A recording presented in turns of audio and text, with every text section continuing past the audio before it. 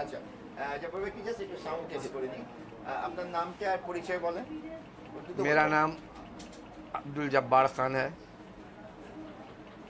मैं मरकजी दफ्तर का सदर हूँ अच्छा अपना जो शौकत भाई बोलें मेरा नाम मोहम्मद शौकत अली मैं मरकजी दफ्तर का जनरल सेक्रेटरी हूँ আমি M Mahmud Khan son of late Alhaj M Nasim Khan presidium member SPGRC Bangladesh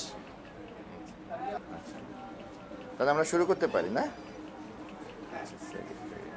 এক সেকেন্ড মাহমুদ খান মাহমুদ বানানটা কিভাবে লেখেন মানে MAHMUD মাহমুদ খান আচ্ছা তাহলে আমরা শুরু করি আচ্ছা আপনি প্রশ্নগুলো দিয়েছিলাম ওগুলো দিয়ে শুরু করি তারপর কিছু সাপ্লিমেন্টারি প্রশ্ন থাকতে পারে আচ্ছা আমাদেরকে একটু স্ট্র্যান্ডেড পাকিস্তানিদের বাংলাদেশের এখনকার অবস্থা যদি একটু বলেন টোটাল নাম্বারস টোটাল ক্যাম্পস এসব মিলিয়ে কি অবস্থা একটু যদি ফিগারস ফ্যাক্টস আপনি কাকে জিজ্ঞেস করবেন আপনি উনি শুরু করলো উনি মুরব্বী শুরু করলো আপনারা ওনাকে হেল্প করলে আপনি কিছু বলবেন बांग्लादेश का टोटल 17टा कैंप है 13टा डिस्ट्रिक्ट में 70 कैंप है मसूल पाकिस्तानियों का और 1992 में हुकूमत पाकिस्तान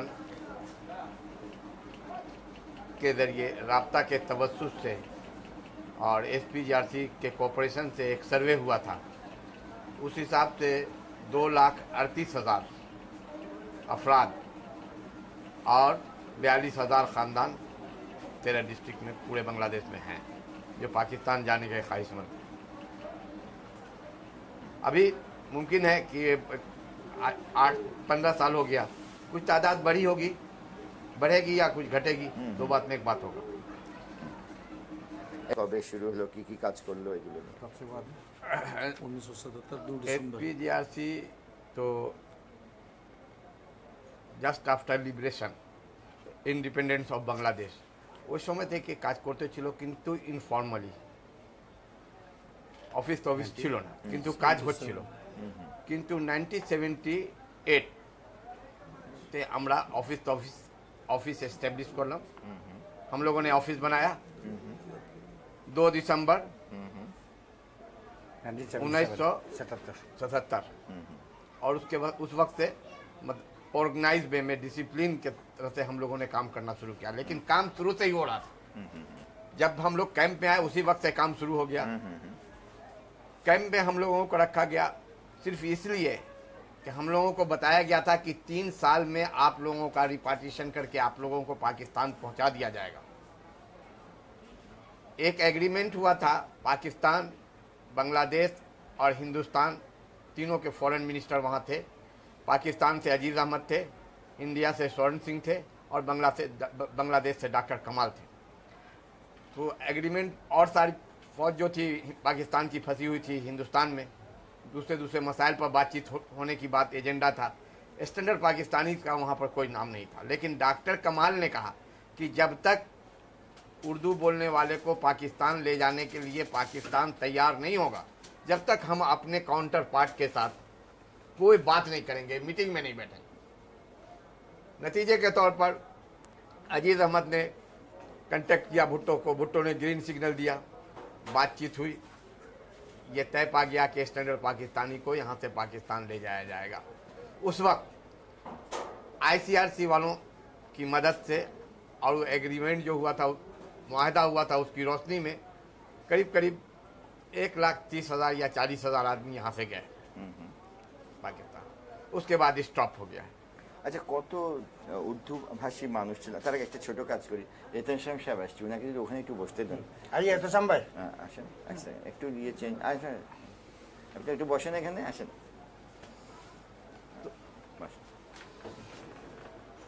হ্যাঁ 1 লাখ এক সেকেন্ড হ্যাঁ ওনার তো লাগবে উনি কথা বলবেন একটু দাঁড়ান এক সেকেন্ড একটু ফাইন টাউন করে দাও ততক্ষণে হ্যাঁ মাথা দিতে পারো ঠিক করো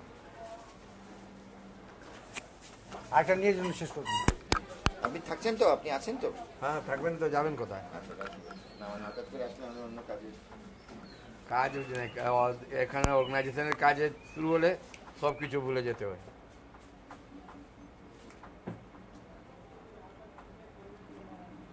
ওখানে এখানে दिस वाला चल रहा है, अभी तो शुरू हुआ है। এখনই শুরু হয়েছে, এহতেশামের পুরো নাম কি? एहतशामुद्दीन खान।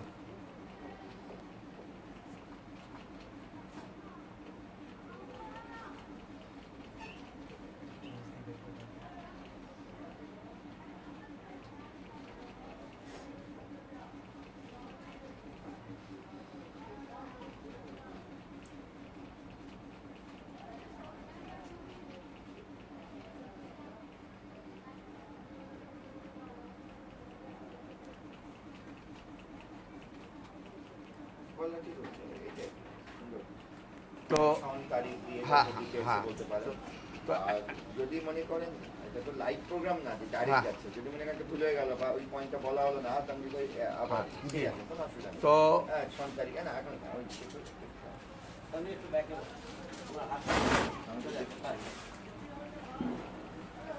चला गया फोटोग्राफर वाला और क्या करें? वो तस्वीर वाला पुदीन वाला तैयार हुआ जी सर। कैसा है? ठीक बोला नहीं किया থেকে আবার শুরু করি, সেকেন্ড প্রশ্ন থেকে আবার শুরু। আপনার নাম কি? सर नाम बताइए। एहतशामुद्दीन खान, ঠিক আছে, আপনার পদ आप बोलिए बोलिए। আপনি পজিশনে আছেন? सहसभापति SPJRC।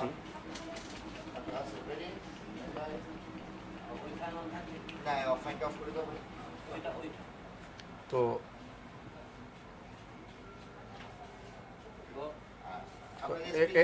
हाँ 1,40,000 आदमी के जाने के बाद बंद हो गया। लेकिन जब SPJRC ने स्ट्रगल किया, ड्रास्टिक प्रोग्राम लिया, एक बार 8,000, एक बार 15,000, तो इस तरीके से थोड़ा थोड़ा जाता रहा। लेकिन कुछ रोज के बाद से एकदम बंद हो गया। एकदम जब बंद हो जाने के बाद जियाउल हक साहब आए। जियाउल हक साहब से जब आए तो हमारे कायद अलहाज मोहम्मद नसीम खान साहब मरहूम, उन्होंने मुलाकात किया, पाकिस्तानी सफारत खाने में उनसे मुलाकात हुई। और जब तमाम कहानी सुनने के बाद, डॉक्यूमेंट देखने के बाद जियाउल हक रोने लगे और उन्होंने वादा किया कि आप इज्जत के साथ बहुत थोड़े दिन में आप पाकिस्तान जाएंगे। वो पाक जाने के बाद वहाँ उन्होंने एक राब्ता एग्रीमेंट ट्रस्ट बनाया, राब्ता ट्रस्ट तैयार किया और उसमें सऊदी अरब, पाकिस्तान और बहुत दूसरा मुल्क का भी शमूलियत था। कुछ पैसा भी जमा हुआ अभी बैंक में। तो मालूम होता था कि जो काम जियाउल हक ने किया था, नसीम खान साहब की मेहनत के बाद उम्मीद थी कि हम लोग चले जाएंगे। लेकिन 1 महीने के बाद, जस्ट आफ्टर ए मंथ, समझा कि नहीं, उनका प्लेन क्रैश हो गया और वो मर गए। ये पेंडिंग में पड़ा रहा, आज तक पेंडिंग में पड़ा रहा। उसके बाद 1992 में सर्वे हो जाने के बाद बात ये थी कि कुछ लोग जाएगा।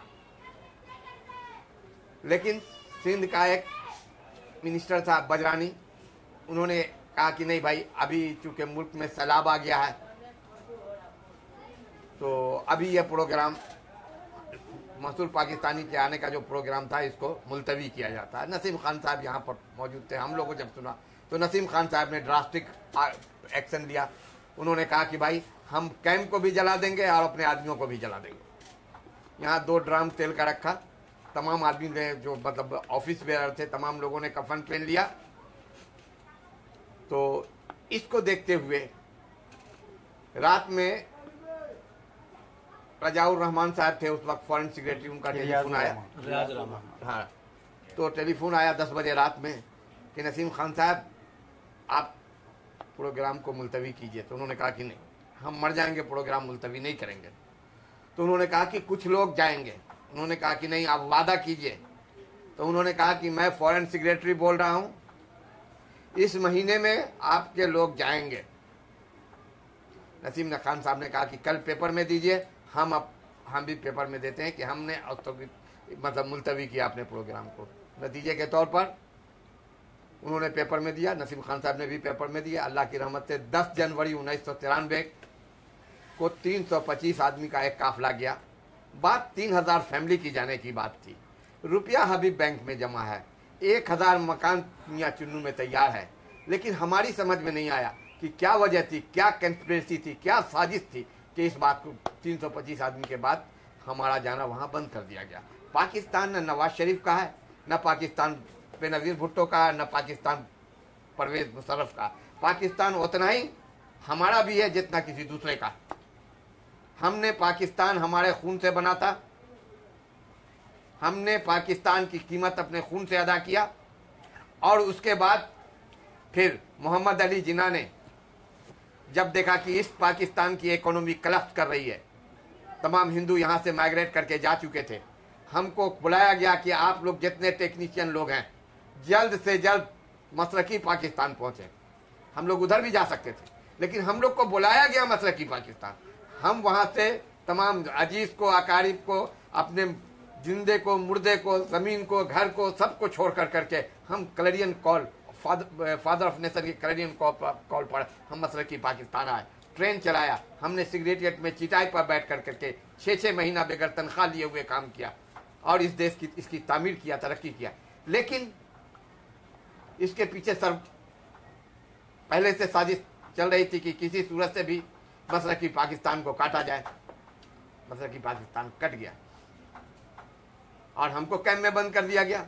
आप बोलेंगे आप क्या आपने पाकिस्तानी का फौज का साथ दिया? हम कहा हाँ बिल्कुल साथ दिया। और फिर अगर जरूरत पड़ेगी, अगर पाकिस्तान को फिर जरूरत पड़ी तो फिर हम रजाकार बनेंगे। हमने पाकिस्तान को उसका साथ दिया इसलिए कि पाकिस्तान को हमने जन्म दिया था, पाकिस्तान से हमारा एक लव। ठीक उसी तरह जिस तरह आज अगर कोई दूसरा मुल्क बांग्लादेश पर अटैक करे तो तमाम बंगाली खड़ा हो जाएगा टू डिफेंड द नेशन। ठीक उसी तरह हमने भी नेशन को बचाने के लिए पाकिस्तानी फौज का साथ दिया। लेकिन पाकिस्तान आज पाकिस्तान का जितना रूलर है, जितना हुक्मरान है, जो जितना ज्यादा झूठ बोलता है वो उतना ही बड़ा सियासतदान। कोई आज तक इसने नहीं कहा कि तुमको हम नहीं लेंगे। किसी ने ये नहीं कहा कि नहीं लेंगे।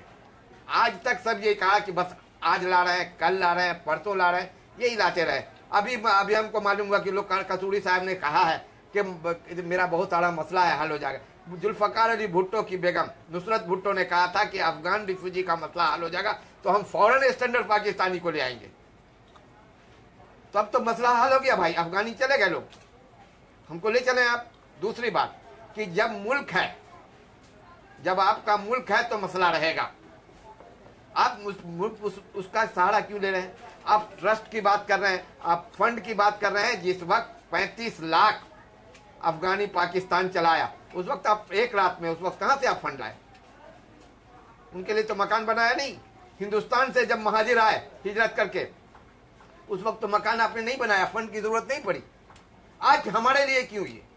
तो ये सब टाल बहाना है, हम लोग समझ रहे हैं। आज मैं कहता हूं आपसे, ये कैंप नहीं है, ये हिटलर का गैस चैम्बर है जिसमें रोज लोग मरते हैं। कोई खाने के बगैर मरता है, कोई दवा के बगैर मरता है। लेकिन पाकिस्तान बोलता है कि हम इस्लामी मुल्क है। हम तो कहते हैं कि गलत,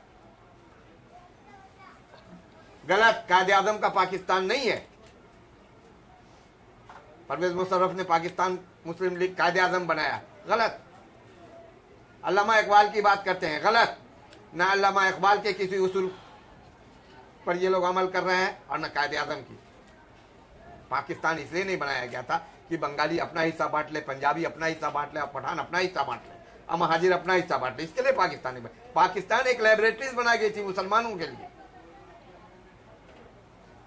तो ये बात है। एसपीजीआरसी तमाम रिस्पॉन्सिबिलिटी लेकर के स्टैंडर्ड पाकिस्तानी को बचाने के लिए रात दिन स्ट्रगल कर रही है। कहीं कैंप जलता है उसको बनाती है, कहीं आदमी पर हमारे जुल्म होता है उसके लिए आवाज करती है, उठाती है। आज हमारे 3 साल के अंदर हमारे 4-5 आदमी का कत्ल हो गया।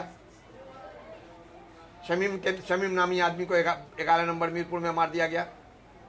मेरा नामी आदमी को चाटगाम में मार दिया। इतना जेंटिल सीधा साधा लड़का, रात के वक्त नाइट गार्ड का काम करके खाता था वो, उसको लोगों ने मार दिया सिर्फ उसका घर कब्जा करने के लिए।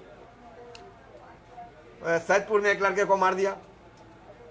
तो ये जुल्म हम कब तक सहेंगे? रोज हम पर ये होता है कि भाई ये कैंप खाली कर दें, वो कैंप खाली करें।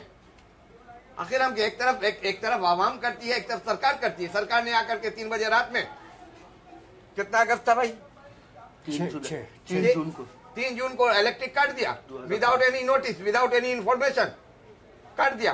ये अपनी आप एक तो सोचिए कि 8 फीट बाई 8 फीट की झोपड़ी में एक आदमी, पूरी फैमिली रहती है।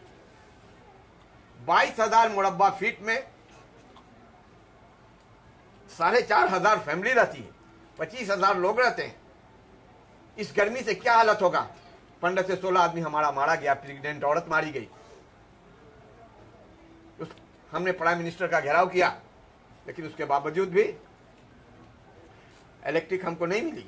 हमने हाई कोर्ट में जाकर केस किया, केस करने के बाद फिर इलेक्ट्रिक रिलीफ।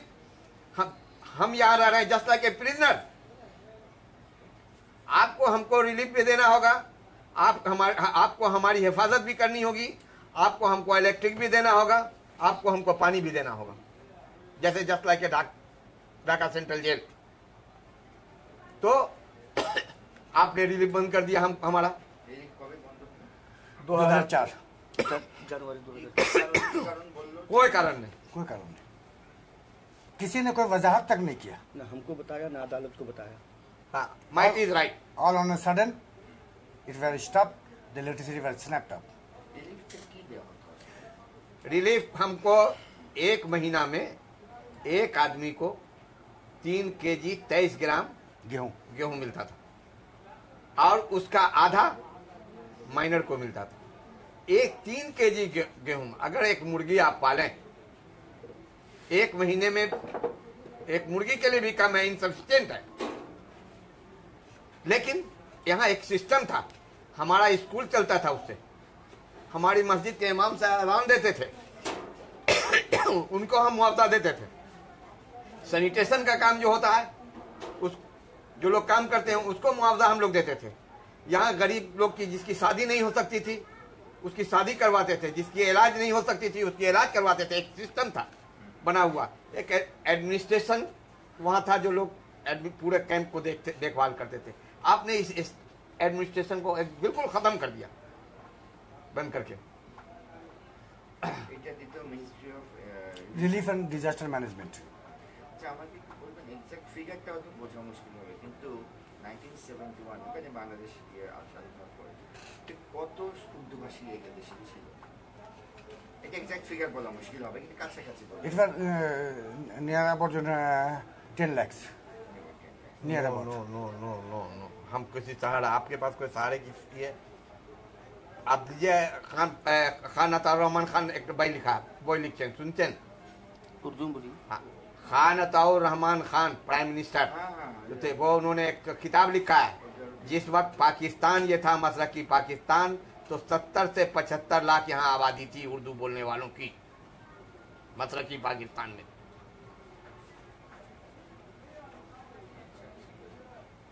तो हम मान लेते हैं कि 10 लाख चलेगा हिंदुस्तान, 10 लाख पाकिस्तान चलेगा, और 10 लाख यहाँ, रेस्ट कहाँ?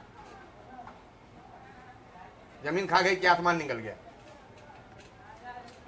उन्होंने किताब का नाम है उनके 3 years ऑफ माई प्रीमियरशिप। हाँ, उस किताब में पढ़िए, आपको एग्जैक्ट फिगर मिलेगा।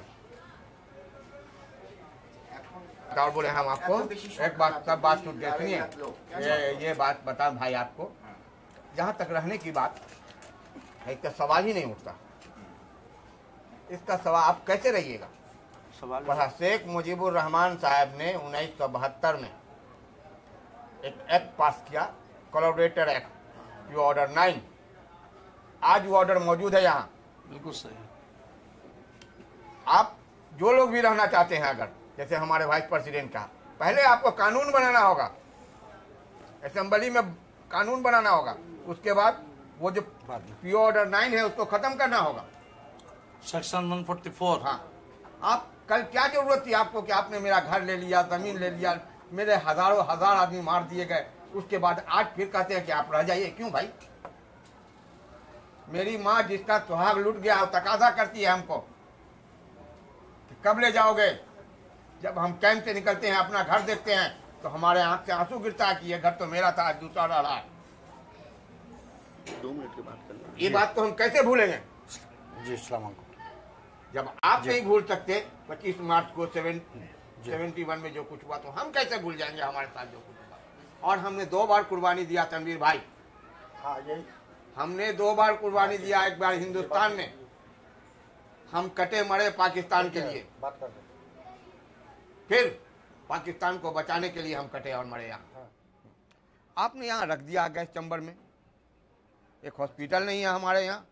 हमारे लिए गवर्नमेंट सतह पर या पाकिस्तान, सऊदी अरब ने, पाकिस्तान ने एम्बेसी स्कूल खोला हुआ है, लेकिन आप जनेवा कैंप में या 70 कैंप में आप एक स्कूल नहीं खोल सकते हैं। मकसद क्या है? मकसद यह है कि कैंप के अंदर इसको मार दो।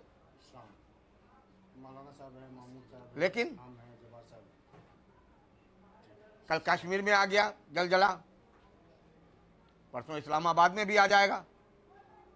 पाकिस्तान की जो सूरत हाल है वो सामने है आपके। जब इंसाफ नहीं मिलेगा किसी भी कौम को, किसी भी शख्स को, जब इंसाफ नहीं मिलेगा, न्याय नहीं मिलेगा, तो अपना हक हासिल करने के लिए सब कुछ करने के लिए तैयार।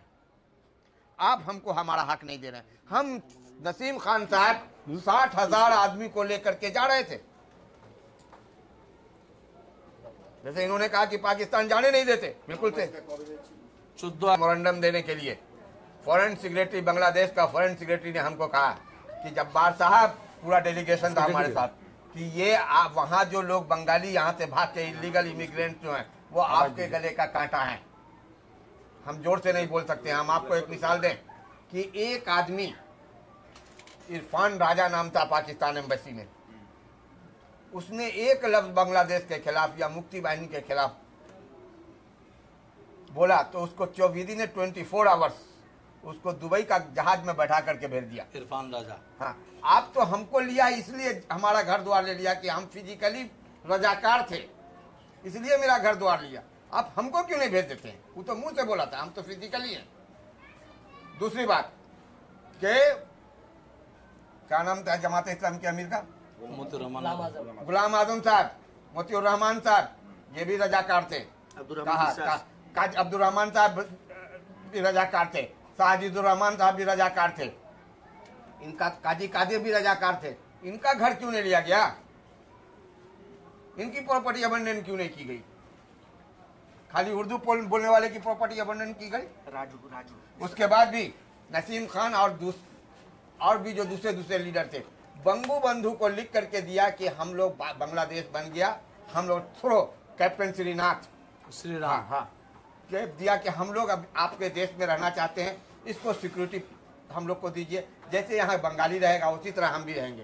शेख मुजीबुर रहमान साहब ने कहा कि एर ऊपरे पोड़े विचार विवेचना होवे, इसको रख दिया और within a couple of days collaborator act हम पर लग गया। अब रहने की बात कहाँ उठती? आपने मेरे बाप को भेज दिया, मेरी माँ को पाकिस्तान भेज दिया और हम यहाँ पर हैं। माँ मेरी मरेगी तो हम देख नहीं सकेंगे, हाँ, मेरा बाप मरेगा तो हम देख नहीं सकेंगे। ये क्या बात है? Most of our family Pakistan को लेना होगा चाहे जिस हालत से हो। 60,000 आदमी को लेके नसीम खान जा रहे थे। जहूर रहमान साहब ने जुल्म किया। हम हिंदुस्तान की सरजमीन में नहीं गए थे, हम अभी 5 माइल इधर थे, असेंबल हुए थे, लाठी मारा गया, टेयर गैस छोड़ा गया, पकड़ के जेल में बंद किया गया। क्यों? हम तो जा रहे थे। हाँ, हम लोग को जाने देना चाहिए था, तो हमको रोक दिया गया कि नहीं आप जा नहीं सकते हैं। यहाँ जिंदा रहेंगे तो जिंदा भी नहीं रह सकते हैं। ये तनवीर भाई इसको पूरा कर दे। मौलाना साहब ने पाकिस्तान को, हम दोनों को ब्लेम करते हैं, बांग्लादेश को ब्लेम। बांग्लादेश क्यों नहीं कहती है पाकिस्तान को कि तुम एक दिन में ले जाओ इसको, नहीं तो हम तुम्हारा डिप्लोमेटिक रिलेशन खत्म करेंगे, तुमसे जहाज मंगा के चढ़ा दो तुम, हम चले पाकिस्तान के पहाड़ में हमको रख दीजिए, हम अपनी जन्नत वहां बना लेंगे। जिस पहाड़ में रख देना है रख दीजिए, हम अपनी जन्नत वहां बना लेंगे, लेकिन आप हमको ले चलिए यहाँ से।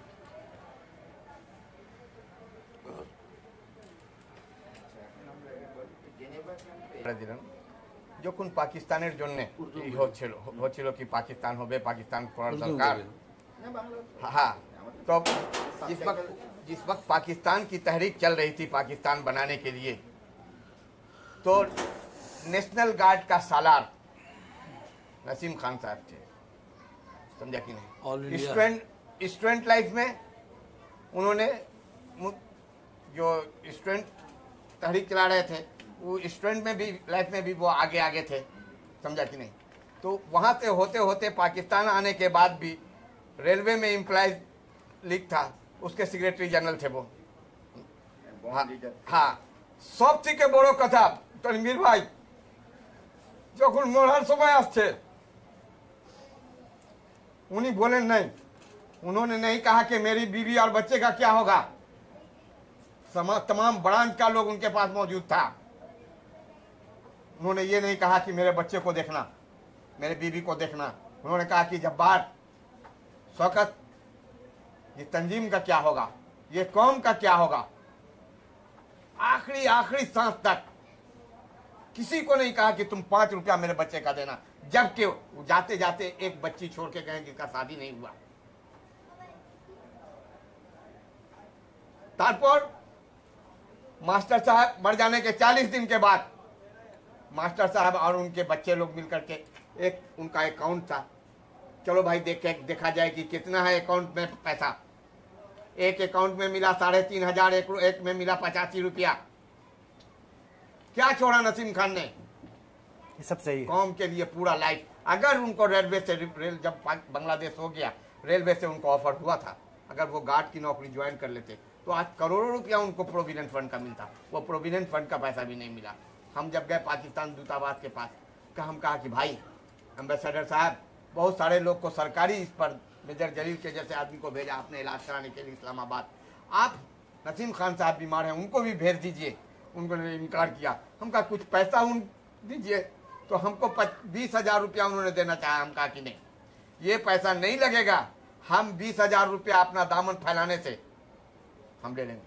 हम 20,000 रुपया कब लेंगे आपका? आप लिखिए कि हम प्रोविडेंट फंड से नसीम खान के दिया। আমি চিন্তা করতেছিলাম কি উনাকে একটা রাস্তাতে আনি, যখন 20,000 দিবে তো আরো দিতে হবে। तो हम कहा कि 20,000 रुपया बोलिए कि हम प्रोविडेंट फंड से दिया है, हम खैरात आपका पैसा नहीं लेंगे, और नहीं लिया। नसीम खान ने पैसे के लिए कभी काम नहीं किया। अभी तो ये ऑफिस देख रहे हैं, बहुत अच्छा है। पैखाना ऐसा था, पानी नहीं था, ठीक बोरा बिछा करके वो सोते थे, लेकिन कौम का काम किया, इस कौम को बचा के रखा। तो जब बराबर गड्ढा गुड्ढी रहता है तो वहाँ पर घर कोई नहीं बनाता। जब बराबर कर देता है जमीन को तो वहाँ बहुत सारा लोग घर बना। रास्ता एक आदमी बनाता है, हजारों हजार आदमी रास्ता में चलता है। नसीम खान ने रास्ता बना दिया, रोड बना दिया। अभी उस पर से रोड पर से बहुत आदमी चल रहा, बहुत आदमी बोल रहा हम लीडर है, समझा। देखिए नसीम खान साहब की और एक खूबी ये है, देश को रखना मकसूद होता तो कहता कि चलो जनरवा के में 2 स्कूल खोल दो, एक तो टेक्निकल सेंटर खोल दो, ये पढ़ेगा आस्ते आस्ते, सोशली मोरली सब मिक्स हो जाएगा। लेकिन नहीं, एक स्कूल जो खोला उसमें किताब भी देने के लिए तैयार नहीं। कैसे कहते हैं कि आप हम राजा। हम अपना एक तो कहानी बताते हैं आपको। हम मीरपुर 1 नंबर पे गए, हम 3 आदमी थे। एक चाय के दुकान पर 2 बिस्किट खाया। 2 बिस्किट खाने के बाद मास्टर साहब आगे थोड़ा देर बोले कि কিছু लोग আছে যার ভিতরে আছে। আমি মনে করি कि 10, 20, 100, 50টা এর থেকে ज़्यादा लोग হবে না। আমি 3 জন নিজে ভিতরে উর্দু কথা বলতেছি। খাবার বিস্কুট খাবার পর পানি গ্লাস, না না পানি টানি নাই, টাকা দাও, যাও ওখান থেকে সরা। ये आफ्टर 82 की बात है। दूसरा बंगाली वहां बैठा होता है, क्यों भाई এরকম কথা কেন? সে চায় খাবে, তোমার টাকা দিয়ে যাবে কেন? এ মরা আমাদের লোককে অনেক লোককে मारছে 71 में। ওরা बोलो कि तुम 71 में कहाँ था, तुम उस वक्त पकड़ना चाहिए था तुमको। तो कहने की बात यह है कि आज भी हर जगह डिस्क्रिमिनेशन है। किसी ऑफिस में जाकर के आप एक कुर्सी पर बैठने वाला ये नहीं ले सकते। अगर मिल गया एबिलिटी के बुनियाद पर तो दूसरा आदमी कोशिश करेगा कि इसको धक्का दो, हटाओ। प्यून बन के रह सकते हैं, स्वीपर बन के रह सकते हैं, लेकिन कुर्सी लेके नहीं रह सकते। एक आदमी मर गया बैरिस्टर इश्तियाक, उसको कब्रिस्तान में, बुद्धिजीवी कब्रिस्तान में दफन नहीं होने दिया लोग। ये आपका हाईकोर्ट का चीज जस्टिस जी समझा? जस्टिस तो आप बैरिस्टर इश्तियाक डिस्क्रिमिनेशन अहमद। की हद कहाँ है देखिए। मरने के बाद तो न बिहारी रहता है, ना बंगाली रहता है, ना पंजाबी रहता है, ना पठान रहता है। मरने के बाद मर गया, खत्म हो गया। तो यहाँ भी इस पर भी ये बात है। तो भाई आप हम लोग को हॉस्टेज बना के देखिए। आप मास्टर साहब बोले जेल में आप एक आदमी को रखा, आपको पानी देना होगा, लाइट देना होगा, सिक्योरिटी देना होगा। उस पर वो बाहर जाने के लिए परेशान। ठीक उसी तरह से हम प्रिजनर हैं, हम भी बाहर जाने के लिए परेशान।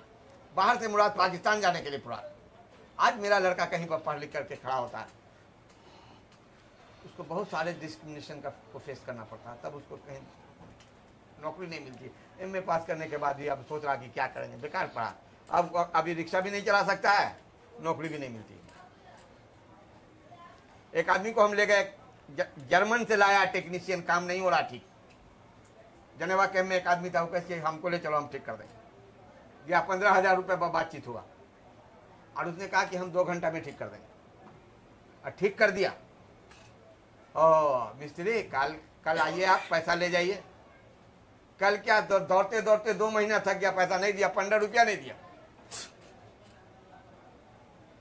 था। इसमें कौन बिहारी कहाँ पर रहता है, किसका मकान इस इलाके में है, अब जब देख लिया। अच्छा भाई ऐसे उसको ले गया दुकान में, चाय पिलाया। आप किधर रहते हैं? फलना घर में। अच्छा, अब जाके जो बिग बॉस था उसको खबर दिया, फलाना आदमी का घर फलाना जगह है, फलानी जगह रहता है। उसको बुलाया दूसरा दिन। अरे भाई तुम ही तो बहुत तकलीफ में हो, तुम्हारा घर तो है, तुम कागज लेकर के आओ, हम पैसा देंगे, तुम पाकिस्तान चले जाओ। बेचारा देखिए कि हाँ मिल जाएगा पैसा, पाकिस्तान चले जाएंगे। कागज लेकर के गया, बाबू लीजिए। अच्छा, आज रुपया तो बैंक से नहीं निकाला है, 2-3 दिन के बाद आओ, ये 500 रुपया रखो, अभी खर्चा उर्चा करो। 500 रुपया दिया, लेकर के चला आया। 3 दिन के बाद गया, सलाम, किधर आया? आप बोला था ना पैसे के लिए। अरे बांधा के अनेक बंगाली के मार से कुछ টাকা দিবে কি, বেঁধে দিল, পিটাই টিটাই করে। বাস এখন চিন্তাও করে নাকি ওইদিকে দেখবো। ये तो मेरे जो सदर साहब ने आपको कहा, हुकूमती ये अवाम की, हाँ हुकूमत का भी यही रवैया है, सरकार का। हमें तमाम प्रॉपर्टीज अबंडन हो गया, हमको कैंप मिला के आप रख दिया आज 35 साल से। लेकिन ये कैंप को भी जो नजर लग गया है, different ministries, revenue section, health section, जिसका इसमें जो अलॉटमेंट है, प्लॉट है, ये हमको नोटिस देता है कि विदिन 24 आवर्स आप कैंप खाली करके चले जाइए। अभी जो दलालगुला নিয়ে গেছিল, কিন্তু আজকে দেখেন একটাও বিহারি নাই ওখানে। वहाँ तो राइट हुआ था ढेलापीर में, कर्फ्यू लगा था, बीडीआर का बंदूक छीन लिया था जब वहाँ के बंगालियों ने सुना कि यहाँ बिहारी को लाकर जिन्हें बसाया जाएगा। আচ্ছা, ওটা আমি বলছি, ডিটেল আপনাকে বলছি। এই দালালগুলা কি করে কিছু ছেলে পেলেকে রাখছে মোটিভেশন করার জন্য। हाँ, समटाइम्स पोस्टर লাগিয়ে দেয়, তোমরা 3 कट्ठा जमीन पाबा, ভালো ভালো চাকরি पाबा। हाँ सही बात है, हाँ तो बोला है। हाँ, 3 कट्ठा जमीन मिलेगा आपको, अच्छी अच्छी नौकरी मिलेगी, इतना दिन तक गवर्नमेंट टैक्स नहीं लेगा, समझा कि नहीं। बाहर भेज देना होगा, भेज दिया जाएगा सऊदी अरब, अमेरिका और फ्रांस, दुबई, समझा कि एरकम इसी अंदाज से। আমি বললাম एक दिन मीटिंग थे कि ठीक है, तुम्हारा 6 आदमी या 8 आदमी जो है, पहले तुम उसको 3 कट्ठा करके जमीन दे दो, ताकि कॉन्फिडेंस রিস্টোর हो। যখন সব পাবলিককে দিবা হবে, আমার ভাগতে যে 3 कट्ठा আসবে ওইটাও আমি তোমাকে দিয়ে দেব। तो आप प्रैक्टिकल करके दिखलाइए कुछ को। हाँ दिया बलफ। हाँ, तो टाइम टू टाइम एक पोस्टर লাগিয়ে দেয়। মানুষ अशिक्षित लोग, में बोलिए ना, पढ़ा लिखा नहीं है, जाहिल आदमी है। उसके बाद सबसे बड़ा चीज है गुर्बत। गरीब, हाँ दिखता 3 कट्ठा जमीन मिल जाएगा, 50,000 रुपया मिलेगा। ढेलापीर में इन लोगों ने एक MP से मिल करके बनवाया, वहाँ एक साइड बंगाली रहेगा, एक साइड बिहारी रहेगा। सैदपुर से 15 माइल आगे रिमोट एरिया में आप उसको अगर एक फैमिली को 2 रिक्शा भी दे दीजिएगा तब भी वो वहाँ सरवाइव नहीं कर सकेगा। क्यों? रिक्शा पर चढ़ने वाला ही नहीं है।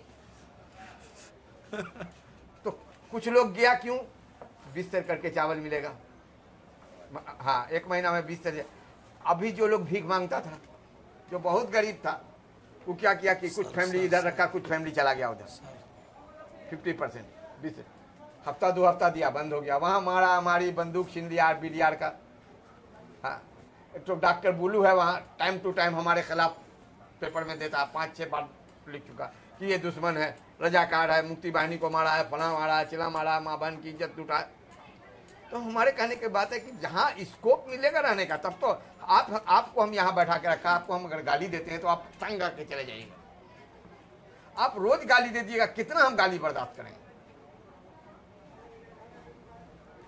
डिफरेंसेस आते हैं, साइकोलॉजिकल डिफरेंसेस अटैच है कि बंगाल 4टा हमारे छेले आते, 4 लड़के हैं हमारे, हमने 3 लड़के का शादी बिहारी में कर दिया, 1 लड़के का बंगाली में करके। अब वो बंगाली बहू जो आती है वो कहती है कि हम सुपीरियर हैं, समझा? सुपीरियर हैं हम, वहाँ लग जाता है। फिर अपनी लड़की को अगर हम दे देते हैं, उधर भी 4 ठो बहू है, तो 3 बहू जो बंगाली है उसको ठीक देखता है, लेकिन जो बिहारी जाता है उसको समझता है कि नहीं ये लोग सुपीरियर है, ये नीचे में है। तो यहाँ पर बहुत सारा साइकोलॉजिकल हाँ। तो मेरे कहने की बात ये रहा, मुसलमान ला इलाहा इल्लल्लाह मोहम्मद रसूलुल्लाह आप भी पढ़ते हैं, हम भी पढ़ते हैं, जबान, इससे कोई बात नहीं है। आप मेरे भाई हैं, हम आपके भाई हैं। लेकिन अगर आप हमको 10 बार गाली दीजिएगा तो हम 1 बार देंगे। आप गाली देना छोड़ दीजिए, हम भी सब चीज को भूल जाएंगे। हम अपनी पर्सनली बोलते हैं SPGRC का सदर से हट करके। आप 1971 में 25 मार्च को जो हुआ उसको आप भूलिए, हमारे साथ भी जो कुछ हुआ हम भी भूल जाएंगे। लेकिन आप गाली देते रहिएगा सब दिन, तो हम कैसे बर्दाश्त कर लेंगे? चूंटी चूंटी इतना बड़ा जानवर, उस पर पांव पड़ने से वो भी काट लेता है। हम तो इंसान हैं। हाँ बोलिए। हाँ जी जी। अगर बंगाली बिहारी से शादी हो इधर बाहर, लीगली स्पीकिंग, इस शादी के लिए अगर जरूरत हो तो बिहारी जो फैमिली है जिसके साथ शादी हुआ, उन लोग को बंगाली सिटीजनशिप का प्रोविजन क्या है? हाँ यहाँ का आप लोग ये चाहते हैं? हम जानते हैं कि यहाँ का लैंड ऑफ लॉ जो है, जो शौहर का सिटीजनशिप होगा वही सिटीजनशिप वाइफ का भी होगा, समझा कि नहीं? ये हमको मालूम है। लेकिन बात है सरवाइव करने की। सुनिए, आपको बताएं, सोनी आंकड़ा एक जगह है, एक लड़की कॉलेज में पढ़ रही थी, उसका अफेयर्स हो गया, एक लड़के से शादी कर ली। चले जाने के बाद जब उसका लड़का जब पसंद कर लिया है, माँ बाप मजबूर है, शादी हो गई। शादी हो जाने के बाद कुछ दिन के बाद उसको बोलता मोड़ा नहीं, और जब होता तो उसके बाप दादा को, उसकी जात को गाली देता। तो एक दिन वो लड़की बहुत फेडअप जब हो गई तो बोली इसकी, देखें माँ, आप हमको गाली दीजिए जितना गाली देना, लेकिन मेरे जात को गाली मत दीजिए। जात को गाली दे, अगर हम जवाब में आपकी जात को गाली दें तो आपको कैसा लगेगा? लेकिन उसके बावजूद भी नहीं, नतीजे के तौर पर फिर टूट गया, सेपरेशन हो गया। जब तक माइंड में आपके ये है कि हम सुपीरियर हैं, जब तक मुश्किल है। जब ये सोचेगा कि नहीं हम बहुत सारे इक्वल, दोनों बराबर हैं, फिर चलेगा गाड़ी। नहीं, वो तो सोशल सिचुएशन है, मगर आइन क्या है क्या? हाँ, अगर हम बंगाली लड़की को शादी कर लेंगे वो स्टैंडर्ड पाकिस्तानी हो जाएगी, और अगर बिहारी लड़की बंगाली से शादी कर देगी बंगाली हो जाएगी। दूसरा जो क्वेश्चन है, इधर तो आप लोग का बहुत दुकान पाट है, बिजनेस है, नहीं इसमें कोई दुकान नहीं है, नौकरी, पहले बात सवाल सुन लीजिए आप लोग। शायद कोई आदमी गवर्नमेंट क्या आप लोग से टैक्स लेता है? एक बात आपके ध्यान में हम क्लियर कर दे, ये इस तरह से कि जब ये जल गया तो सुबह में दूसरा दिन होकर के कुछ पाव रोटी चूड़ा फलना गुड़ उड़ लेकर के कुछ लोग आए, लेकिन बनाने वाला कोई नहीं था। तो नसीम खान साहब ब्रिटिश एम्बेसी में गए, ब्रिटिश एम्बेसी में एक औरत थी, छोटी सी मेरी तरह नाटी सी आदमी, तो वो खान साहब को बहुत मानती थी। उससे खान साहब की बात, तो खान साहब ने कहा, बता तमाम बात सुनने के बाद, हम उनके साथ थे, तमाम बात सुनने के बाद उसने कहा कि खान साहब हम पैसा देंगे, आपका कैंप बनेगा, लेकिन हम अपना एनजीओ को देंगे। खान साहब ने कहा कि वेल एंड गुड, हम नहीं चाहते कि आप पैसा हमारे हाथ पा दीजिए, हमारा घर बनने से हुआ। तो उसने कंसर्न को दिया, क्रीटास को दिया, ये सबको पैसा ब्रिटिश एम्बेसी ने दिया, तो on request of Naseem Khan. तो उन लोगों ने आकर के उधर बनाया और कुछ हाई कमिश्नर वगैरह ने बनाया, समझा कि नहीं? कुछ कुवैत ने बनाया। हाँ, तो कुछ कुवैत ने, कुछ पाकिस्तान एम्बेसी ने, कुछ सऊदी ने बनाया। तो इस तरीके से ये घर बना। आज भी, आज 59 हट जो है वो जल गया। डीसी साहब को तमाम, हमने जितना एनजीओ है तमाम को हमने चिट्ठी दिया, टेलीग्राम किया, डीसी साहब को भी किया। डीसी साहब आए, रात के वक्त 5 केजी, दूसरा दिन 20 केजी चावल दिया, 25 केजी टोटल पर फैमिली को। उसके बाद हमने उनको एक प्रपोजल दिया था कि डीसी साहब एक काम कीजिए, इसका घर बनाने के लिए तो अभी देरी लगेगा, क्या होगा नहीं होगा, तो आप 2000 रुपया और कुछ टिन इन लोग को दे दीजिए, ताकि टिन लगा के चारों 2000 रुपया दीजिएगा, बम्बू बेरा लगा करके कुछ दिन रहेगा इसमें। उन्होंने कहा कि ओके, लेकिन आज तक वो धूप में जल रहा, पानी में भीग रहा। 13 फरवरी को हादसा हुआ। जो कोनो छेले पोले के नहीं जो कोई होते स्कूले पढ़ाए। 13 फरवरी को हादसा हुआ। हाँ, तो गवर्नमेंट कहाँ है? पूरा जेनेवा कैंप जला, गवर्नमेंट ने एक तो उधर एक तो झोपड़ी बनाया। कहाँ है गवर्नमेंट? कौन देख रहा है हमको? आप बोल रहे हैं दुकान, अगर दुकान रहेगा क्यों नहीं? एक बात तो हमारी दुकान है नहीं, रहेगा क्यों नहीं? आपने 400 फैक्ट्री हमारी ले लिया है। ढाका में 400 फैक्ट्री थी हमारी, सबको आपने ले लिया। तो हमको नौकरी भी ले लिया, प्रोविडेंट फंड भी नहीं दिया, बैंक में जो पैसा जमा था वो भी ले लिया। तो हमको तो इसको भरने के लिए कुछ रास्ता निकालना होगा ना। तो हम रिक्शा ठीक कर रहे हैं, हवा दे रहे हैं साइकिल में, पान बेच रहे हैं, जूता पॉलिश कर रहे हैं, ये कर रहे हैं। अब इसका भी टैक्स लीजिएगा, ये कैसे बात? मुझे इसलिए अगर रखना है हमको, तो बोलता कि नहीं 2 साल हो गया, धूप में जल रहा है, इसका बना दो, झोपड़ी बना दो। किसी को अपनाने के लिए कुछ ये करना पड़ता है। प्लस गवर्नमेंट का हमसे नुकसान है भाई। आज हम इलेक्ट्रिक चला रहे हैं फ्री ऑफ कॉस्ट, ये गवर्नमेंट का नुकसान हो रहा है। पानी देना पड़ रहा है, ये जमीन ऑक्यूपाइड करके हैं। तो अगर हमको भेज देता है तो इतना इलेक्ट्रिक से 5 तो फैक्ट्री चलेगा गवर्नमेंट। नहीं, मगर आपका जो 400 फैक्ट्री बोला ले लिया जी, वो कौन भोग कर रहा है? यहाँ का लोग, हुकूमत ने एवेंडिक, जैसे आदम जी जूट मिल, कर्नाफुली, भवानी, निसात, ये जूट, 400 का मालिक कहाँ है? चला गया पाकिस्तान चला गया। जैसा हमारा घर बाड़ी सब, घर दरवाजा सब कुछ आपने एवेंडिक कर दिया। Cinema hall, moon cinema hall.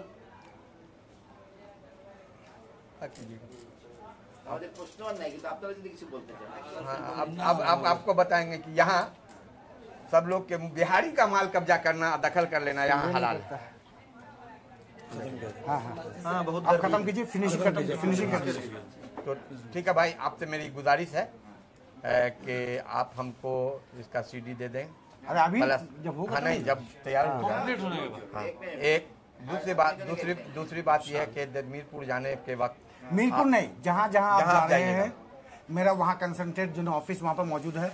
और जो ना फुल फ्लेज कमिटी इज दियर, आपको इंशाल्लाह किसी किस्म का हाँ, उससे क्या होगा तनवीर भाई, आपको हम लोग पहले ही बता चुके हैं क्या फ्रस्ट्रेशन हो सका है। देखिए, एक आदमी की वजह से आप हमसे दोस्ती करके तो देखिए। हाँ, समझा? हम एक मिनट, हम उस देश के वासी हैं जिस देश में गंगा बहती है, समझा कि नहीं?